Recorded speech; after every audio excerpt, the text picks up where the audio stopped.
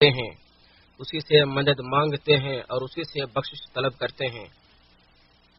ہم اپنے نفس کی برائی اور اپنے برے اعمال سے اللہ کی پناہ چاہتے ہیں۔ جس شخص کو اللہ تعالی ہدایت دے دے اسے کوئی گمراہ کرنے والا نہیں، اور جسے وہ گمراہ کر دے اسے کوئی ہدایت دینے والا نہیں۔ میں گواہی دیتا ہوں کہ اللہ تعالیٰ کے سوا کوئی سچا معبود نہیں، وہ تنہا ہے، اس کا کوئی شریک نہیں، اور میں گواہی دیتا ہوں کہ ہمارے نبی محمد صلی اللہ علیہ وسلم اس کے بندے اور رسول ہیں۔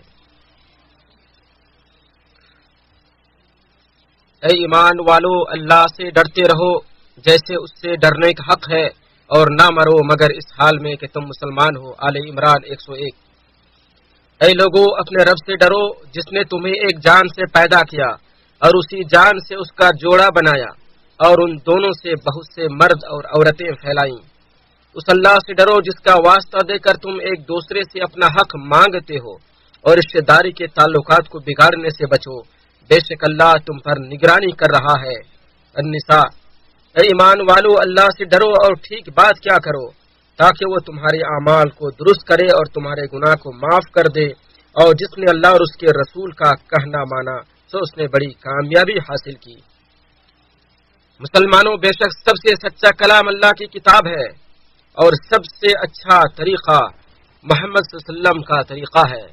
سب سے بری چیز دین میں ایجاد کردہ چیزیں ہیں، اور دین میں ہر نئی چیز بدعت ہے، ہر بدعت گمراہی ہے، اور ہر گمراہی جہنم تک لے جانے والی ہے۔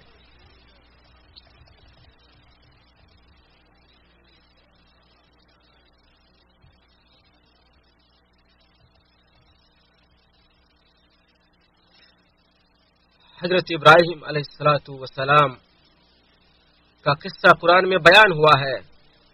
وہ اچھے دل اور صاف دل کے انسان تھے، شرک بت پرستی سے دور تھے، اور انہیں پورا یقین تھا کہ اللہ تبارک و تعالیٰ کے پاس جو قلب سلیم کے ساتھ جائے گا وہی کامیاب ہوگا، وہی کامران ہوگا۔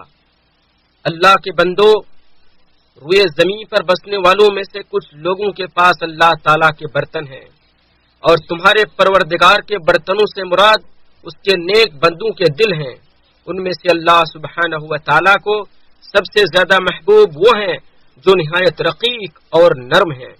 نیکوکار لوگوں کے دل نیک اعمال سے جوش مارتے ہیں، اور فاسق و فاجر لوگوں کے دل برے اعمال سے جوش مارتے ہیں۔ اللہ تعالیٰ ان کے ارادوں اور مقاصد کو دیکھ رہا ہے۔ تم بھی اپنے ارادوں پر نظر رکھو، کیونکہ انسان کے اعمال اس کے دل کے ارادے کے ہی تابع ہوتے ہیں۔ اللہ تعالیٰ کے ہاں مقبول برتن یعنی دل وہ ہیں جو نہایت مضبوط، باریک و ملائم اور صاف شفاف ہوں۔ مضبوط ہونے سے مراد یہ ہے کہ اطاعت الہی میں مضبوط ہوں، اور باریک ہونے سے مراد یہ ہے کہ ذکر الہی کے وقت ان پر رقت طاری ہو جائے، اور صاف شفاف ہونے سے مراد یہ ہے کہ وہ اللہ تعالیٰ کے منع کردہ اور ناپسندیدہ کاموں کی آلودگی سے بالکل پاک صاف ہو۔ اور زبانیں دلوں کے چمچ ہیں، ان کی طہارت تو سلامتی کی نشانی یہ ہے کہ بغیر کسی اکتاہٹ و بیزاری کے یہ مسلسل ذکر الہی میں مصروف رہیں۔ ارشاد باری تعالیٰ ہے، بے شک آسمانوں اور زمین کے پیدا کرنے اور رات اور دن کے بدلنے میں عقل والوں کے لیے بہت سی نشانیاں ہیں۔ وہ لوگ جو کھڑے اور بیٹھے اور اپنے پہلوؤں پر اللہ کو یاد کرتے ہیں، اور آسمانوں اور زمین کی پیدائش میں غور و فکر کرتے ہیں۔ اے ہمارے رب، تو نے یہ بے مقصد پیدا نہیں کیا، تو پاک ہے، سو ہمیں آگ کے عذاب سے بچا۔ آل عمران۔ اسی دل سے ہی علم سیکھا اور سکھایا جاتا ہے، اللہ کے دین سے متعلق سمجھ بوجھ حاصل کی جاتی ہے، جیسا کہ نبی اکرم صلی اللہ علیہ وسلم نے ارشاد فرمایا، جب جنت کے باغیچوں کے پاس سے تمہارا گزر ہو تو سیر لیا کرو۔ پوچھا گیا جنت کے باغیچوں سے کیا مراد ہے؟ آپ نے فرمایا ذکر الہی کی مجلسیں اور حلقے۔ اس سے مراد علم کی مجلسیں ہیں جن میں حلال و حرام اور احکام و مسائل کی وضاحت ہوتی ہے، اور لوگ اللہ تعالیٰ، اس کے اسماء و صفات اور اس کے اوامر و نواہی کے متعلق جانکاری حاصل کرتے ہیں۔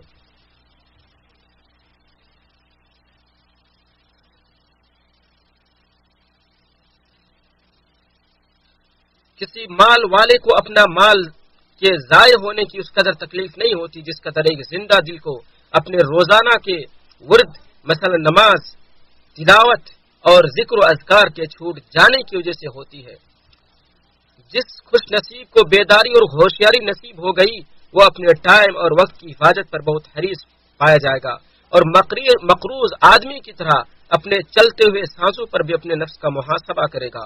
وہ اپنے اقوال و افعال کو درست کرے گا اور رضا الہی کے حصول کی خاطر ان میں اخلاص پیدا کرنے کی پوری کوشش کرے گا۔ اور جو شخص اپنے قلبی لگاؤ کو اپنے رب کی طرف پھیر دیتا ہے اور دلی خواہشات و تمناؤں کو اکٹھا کر کے اپنے مالک کو مولا کے در پہ رکھ دیتا ہے تو اس کا پروردگار اس کے لیے کافی ہو جاتا ہے، جیسا کہ نبی صلی اللہ علیہ وسلم نے فرمایا، جس شخص نے آخرت کو ہی اپنا مطمع نظر بنایا تو اس کے لیے بکھرے معاملات کو اللہ تعالیٰ سمیٹ دے گا، اس کے دل کو آسودگی سے بھر دے گا اور دنیا اس کے پاس ذلیل و خوار اور رسوا ہو کر آئے گی۔ ارشاد باری تعالیٰ ہے، اور دین کے لحاظ سے اس سے بہتر کون ہے جس نے اپنا چہرہ اللہ کے لیے تابع کر دیا جبکہ وہ نیکی کرنے والا ہو، اور اس نے ابراہیم کی ملت کی پیروی کی ہو جو ایک اللہ کی طرف ہو جانے والا تھا، اور اللہ نے ابراہیم کو خاص دوست بنایا تھا، اور اللہ ہی کا ہے جو کچھ آسمانوں میں ہے اور جو کچھ زمین میں ہے، اور اللہ ہمیشہ سے ہر چیز کا احاطہ کرنے والا ہے۔ نساء۔ اللہ رب العالمین ہمارے اور آپ سب کے لیے قرآن کریم کو باعث برکت بنائے۔ میں یہ بات کہتا ہوں اور اللہ رب العالمین سے مغفرت طلب کرتا ہوں، آپ لوگ بھی اللہ سے مغفرت طلب کیجئے، بے شک وہ معاف کرنے والا اور توبہ قبول کرنے والا ہے۔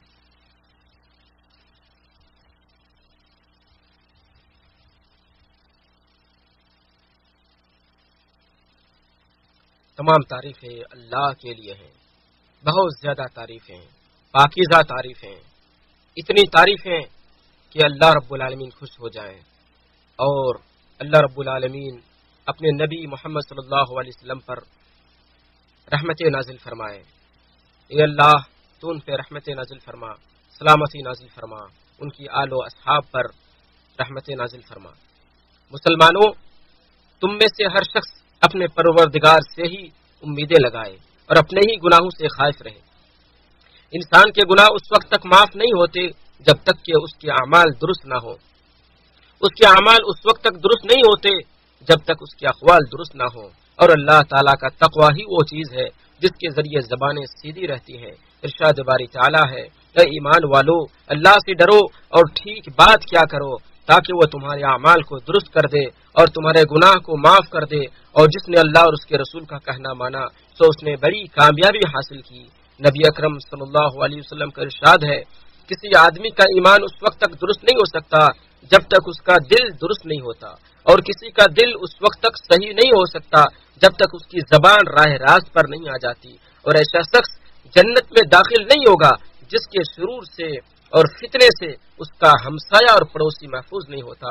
اور صادق و مصدوق نبی اکرم صلی اللہ علیہ وسلم نے ہمیں خبر دیتے ہوئے فرمایا، جب ابن آدم صبح کرتا ہے تو جسم کے سارے اعضاء زبان کے ساتھ عاجزی کے ساتھ التجا کرتے ہوئے کہتے ہیں، ہمارے سلسلے میں اللہ سے ڈرو، ہم تجھ سے جڑے ہوئے ہیں، اگر تو سیدھی رہی تو ہم بھی سیدھے رہیں گے، اور اگر تو ٹیڑھی ہو گئی تو ہم بھی ٹیڑھے ہو جائیں گے۔ ارشاد باری تعالیٰ ہے، بے شک وہ لوگ جنہوں نے کہا ہمارا رب اللہ ہے پھر خوب قائم رہے اور جمے رہے، ان پر فرشتے اترتے ہیں کہ نہ ڈرو اور نہ غم کرو، اور اس جنت کے ساتھ خوش ہو جاؤ جس کا تم وعدہ دیے جاتے تھے، ہم تمہارے دوست ہیں دنیا کی زندگی میں اور آخرت میں بھی، اور تمہارے لیے اس میں وہ کچھ ہے جو تمہارے دل چاہیں گے، اور تمہارے لیے اس میں وہ کچھ ہے جو تم مانگو گے۔ یہ بے حد بخشنے والے نہایت مہربان کی طرف سے مہمانی ہے، اور بات کے اعتبار سے اس سے اچھا کون ہے جو اللہ کی طرف بلائے اور نیک عمل کرے اور کہے کہ بے شک میں فرما برداروں میں سے ہوں۔